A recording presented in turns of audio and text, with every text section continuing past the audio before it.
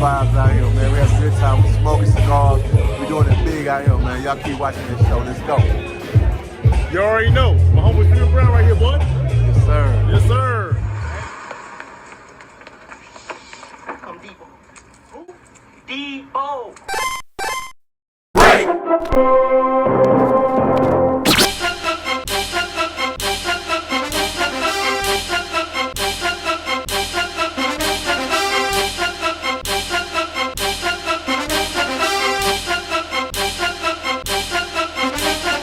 Ladies and gentlemen, kings and queens, pimps and players, and everybody in between, it's your boy Deboe, host of the Deboe Vibes YouTube channel, host of Southside 30, and host of the Deboe Vibes Sports Style, which you are watching right now. Please don't forget to subscribe to your boy and show some love, share me out, all that good stuff. Now, with all that being said, the preseason is over.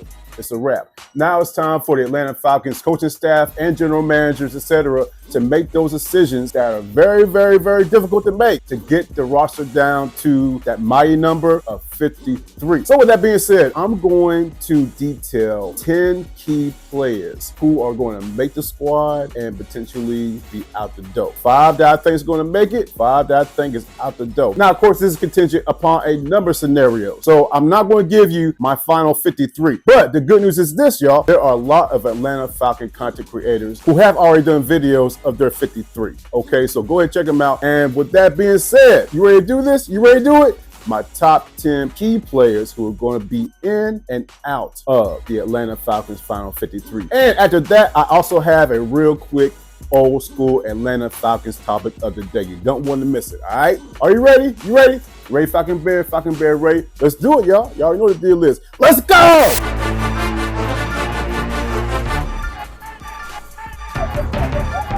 Let's go ahead and talk about my 5 players on the bubble who will make the team. The first one, Carlos Washington Jr. Welcome to the Falcons. I believe Carlos Washington Jr. is much more effective running back than Jason McClellan. When you saw Carlos Washington Jr. with the football in his hands, he's straight line runner. He didn't bounce around. He's one of those runners I call a straight to the point runner. He gets the ball and he explodes. He's not a jitterbug. Point A, point B, real quick. And there were several occasions where the Falcons had him back returning kicks as well. Jason McClellan, to me, whenever he got the ball, he didn't capitalize those opportunities. Sometimes he looked like he was running in mud. Not as shifty, not as explosive as a Carlos Washington Jr. I do believe they will keep 3 running backs, and I do think the third one will be Carlos Washington Jr. Number 2, Chris Blair. Welcome to Atlanta Falcons. Believe it or not, y'all, Chris Blair actually led the NFL in receiving yards this preseason. And for his build, around about 6'1", 200 pounds, he's a very, very physical wide receiver, but at the same time, a very fluid and explosive route runner. He has great route recognition to the point where the quarterback is very confident that he's going to be where he needs to be during the throw. And he's one of those receivers that attacks the ball. Now, what I mean by that, he doesn't wait for the ball to get to him. He actually catches with his hands and attacks the ball. He grabs the ball. With that being said, he also has very, very strong hands as well. Now, another reason I think he's going to make the team is because he is one of the gunners on the punt team, on the special team. So with that being said, a great route runner, great hands, and a special teams player, and a wide receiver that Kirk Cousins can get very comfortable with. That's the reason why I believe Chris Blair will make the team. Number 3, Anthony Johnson. Welcome to Atlanta Falcons. Now, as y'all know, Anthony Johnson did not have a good game against the Baltimore Ravens. He bit hard. I mean, this dude bit hard on that out and up that receiver did on him. But with that being said, Anthony Johnson is a very, very physical corner. He's a big corner. Much like his teammate cornerback Kevin King, they're both very, very physical cornerbacks. Now, one thing I will say that Anthony Johnson's saving grace is that he does get to the ball. He is one of those physical cornerbacks that wherever the ball is, he's there. And that definitely stands out at the cornerback position. However, he is one of Marquise Williams' favorite special teams players. So special teams is going to trump anything he does as a defensive back. So with that being said, I do believe by this much, Anthony Johnson, welcome to Atlanta Falcons. Number 4. Now this one is, I don't know if it's going to happen or not, because if this happens, then that means the Atlanta Falcons would choose to keep five inside linebacker. Milo Eifler, welcome to the Falcons. Milo Eifler had one of the best preseasons of any player for the Atlanta Falcons. And whenever he got on the field, he definitely capitalized. He always seemed to be around the football at any given moment. And on top of that, he had great zone recognition during passing situations. His physicality is one thing that was noticed. He was always around the ball. Now, the thing about it is this. Him and his teammate, Donovan Mutant, they're almost twins. They are almost the same type of inside linebacker. I just believe that with this preseason that Milo Eifler has, it's going to be very, very hard for Terry Fontenot, Raheem Morris, and Jimmy Lake to get rid of him. And if they put him on, the practice squad, somebody's going to scoop him up. You know what I'm saying? So I do believe that Milo Eifler will be the 5th inside linebacker behind J.D. Bertrand, Troy Anderson, Caden Ellis, and Nate Landon. I just believe they're going to keep 5. So again, Milo Eifler, welcome to the Atlanta Falcons. Number 5, the 5th and final difficult cut, Tyler Heinicke. Welcome to the Atlanta Falcons. Tyler Heinicke, what the hell? Yeah, okay, this is why I said what I said, okay? Now, just by going by the blueprint that Raheem Morris wants to do and Terry Fontenot wants to do, they do not want to see MPX Michael Penix Jr. for the next 2 to 3 years, okay? So for that to happen, they need a solid backup quarterback. So Tyler Heinicke, he's been there for a couple. Well, this is only his 2nd year. But here's my thing: if they was going to trade him, because there are a lot of quarterbacks that are needed right now because of injury situations, i.e., Minnesota Vikings with J.J. McCarthy going down, i.e., the L.A. Raiders with all that craziness going on out there. Tyler Heinicke can be a serviceable quarterback. They don't want to play Michael Penix Jr. Now, of course, I could be wrong. If anything happens to Kirk Cousins, then of course they're going to have to start somebody. That somebody could be MPX. It could be Michael Penix Jr. That's the last case scenario the Falcons want. So with that being said, they need a serviceable backup quarterback. And that backup quarterback, I believe, is going to be Tyler Heinicke. So Tyler Heinicke, welcome to the Atlanta Falcons. Let's go!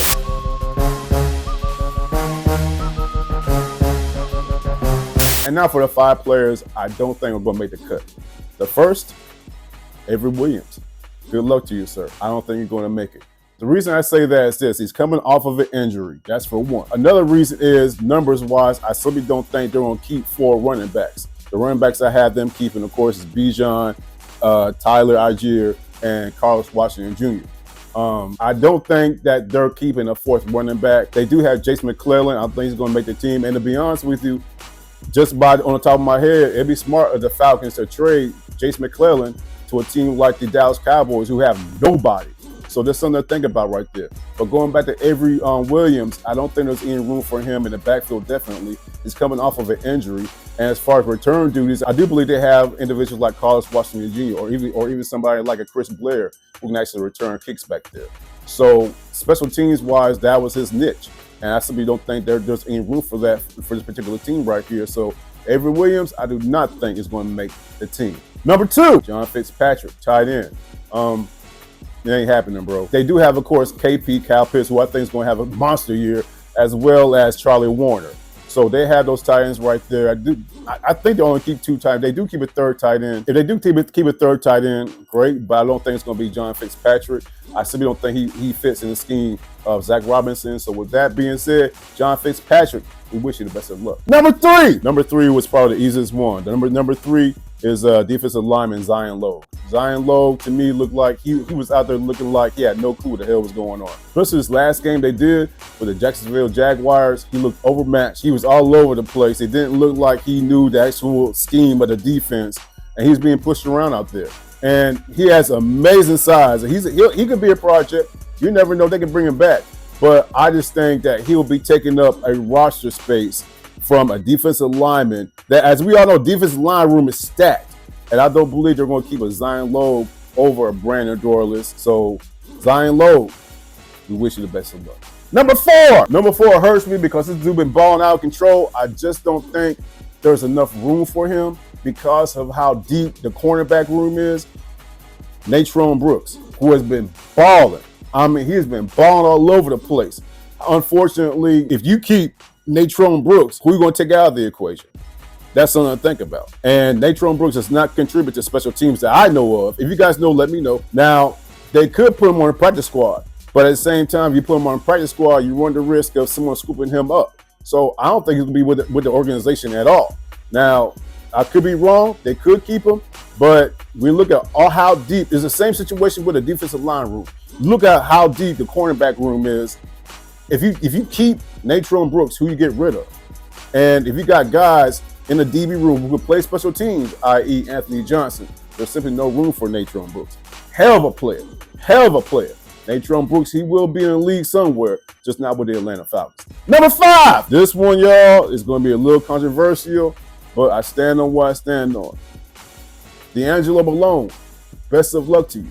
You are not making the Atlanta Falcons. Now, the reason I say that is because of the past couple of games, I've had my eye on D'Angelo Malone, specifically on him, just by seeing what he does on the field. Special teams aside, what does he do on the field? Is he a disruptor? Is he breaking up plays? Does he have any TFLs? Any of that? No, he didn't. There were times where D'Angelo Malone had a ball coming straight towards him, and he was not in a position to disrupt the play. Jacksonville Jaguar game, they did an end around. In the National Football League, you cannot stop. You got to keep going. You got to explode. He read the play perfectly, but he just stopped, trying to figure out where the receiver was going. But the receiver was going the other way. By the time he realized what was going on, the receiver was all the way down the field, and he was no longer associated with the play. There were a couple other plays where instead of keeping his contained and staying contained or the outside, he was pursued into the inside, trying to be a part of the play inside, where the running back bounced to the outside where he should have been to make the play. So this man had 6 tackles, I believe, last year, and I'm giving him credit. I don't even think he had that much. Let me ask y'all a question. Put it in the comments if you want to. Has D'Angelo Malone done anything to make you confident that he can contribute to the Atlanta Falcons this year? Okay? My answer to that is no. I don't think he's going to contribute at all, even if he did make the roster. So again, it goes back to roster space. Why keep this man on the team when you keep another player on the team who can actually contribute? And another thing that we need to think about, the signing of Matthew Judon, outside rusher, does not help his cause at all. So with that being said, D'Angelo Malone, we wish you the best of luck. I don't think he's making the Atlanta Falcons football. Now keep in mind, everything I said is contingent about 2 words: special teams, right? Okay, so I think Raheem Morris is going to have a sit-down conversation with Marquise Williams and say, hey, look, bro, do we really need this guy on this team for special teams? And Marquise Williams, he's going to have to do a sell. He's going to have to sell it. Whatever player Marquise Williams wants, he's going to have to sell the hell out of that player. Because if not, that particular player, any player, I'm not even talking about the ones I mentioned, any player can be out the door. So it's all going to go down to special teams and what Marquise Williams can say to keep a guy on the team to help contribute to the special teams and also help to contribute to Atlanta Falcons altogether. That's all I'm saying. Now! We have a return. He kicked it 100 miles. Long spiral to the 21-yard line to Dion to the 30. Dion out to the 35. Dancing 40, 45, 50, 45, 40, 35.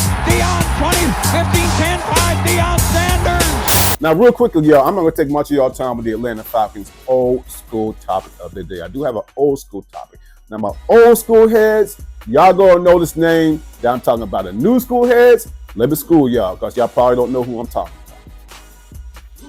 I'm talking about the name of former Atlanta Falcon, Charles Demery. Charles Demery. Who's Charles Demery, Deboe? I'm gonna tell you exactly who Charles Demery is. Charles Demery was an integral part of the wrong end of not only Atlanta Falcons history, but NFL history. 1990, the San Francisco 49ers came to Fulton County Stadium to play the Atlanta Falcons. I think it was like week 4, week 5. So it was in October, okay? This is back when the Atlanta Falcons were in the NFC West. So, of course, you know, we played the 49ers twice every year, okay? They came in town. Someone thought it would be a good idea to pair up Charles Demery 101 against Jerry Rice. Now, here's the deal. This whole time, because I saw this game back in Vegas, you know what I'm saying, where I'm from. I saw this entire game in Vegas. Now, here's the deal about it. This whole time, these 34 damn years, until I did some research, I thought Charles Demery was on Jerry Rice because Deion Sanders was not there. I thought Deion was injured. He was with somewhere with the Braves playing, et cetera, et cetera. to the point where they had to put Charles Demery on Jerry Rice. That wasn't the case, ladies and gentlemen. Not only did Deion play this game, he started this game, he played the entire game. Someone, I don't know if it's Bobby April, I don't know if Bobby April was the defense coordinator, I don't know. Someone thought it'd be a good idea for Deion Sanders to play one-on-one against John Taylor and Charles Demery. Well, I think he was a rookie at that time. Charles Demery to be matched up against Jerry Rice. Now, why am I bringing this up? Jerry Rice feasted in this game. Jerry Rice scored not 1, not 2, not 3, not 4. Jerry Rice scored 5 touchdowns, a team record against the Falcons. Here's the deal. 5 touchdowns, okay. Here's not the deal. He scored all 5 touchdowns against Charles Demery. Every single touchdown Jerry Rice scored that game was against Charles Demery. Again, I want to reiterate something, y'all. Deion Sanders was on the field. Deion Sanders played in this game. So one would think it would be a good idea to have Deion Sanders primetime matched up against Jerry Rice. Right. But no, someone in the defensive brass thought it would be a good idea to play Charles Demery, number 22, I think was a rookie, one-on-one or even in the same zone, basically wherever Jerry went, Charles Demery followed him. What the fuck? What the hell? Deion Sanders was on the field. He played the entire game. For some reason, they thought it'd be a good idea to match up Deion Sanders against John Taylor and not Jerry Rice. 5 touchdowns later, the game was over. And here's the thing about it, though. Here's the thing about it, y'all. The game was a very entertaining game. It was a good-ass game. Hell, Bad Moon Rising. Andre Rising had like 172 yards and 2 touchdowns that game. The final score of the game was like 45-35. So the Falcons could have very easily won that game, if not for those 5 touchdowns by Jerry Rice. Joe Montana had a game. He had like 450 yards and 6 touchdowns. Jerry Rice had over 220 yards and 5 touchdowns. All of them against Charles Demery. Check it out. 1990, Atlanta Falcons versus the 49ers. 49ers were here, so 49ers at the Falcons, 1990. The 5 touchdown game. Jerry Rice 5 touchdown game. Better known as the Charles Demery game. But hey, one time with Charles Demery. Because you know what? No matter through all that man had an interception that game. He did have an interception in that game. He had a pick. So all was not lost. But 5 touchdowns against one man. Jerry Rice smoked the hell out of Charles Demery. And I'm pretty sure Charles Demery to this day has to be having nightmares about Jerry Rice. He has to. PTSD, some shit. He has to. Anyway, y'all, it's your boy Deboe Vibes right here, man. Thank y'all so much for coming by to check out, my key players and references whole final 53-man roster thing for the Falcons, man. It's going to be very interesting. And like I said, there are other Atlanta Falcon content creators out there who are doing their thing. So check them out in reference to their take on the 53-man roster. Either way, y'all, the preseason is over. It's time to rise up for good. All right. That's what's up, y'all. And guess what, y'all? We will vibe out soon. Guess what? I see greatness in you like you see greatness in me. Love y'all, man. From top of my head to soles of my feet. It's your boy.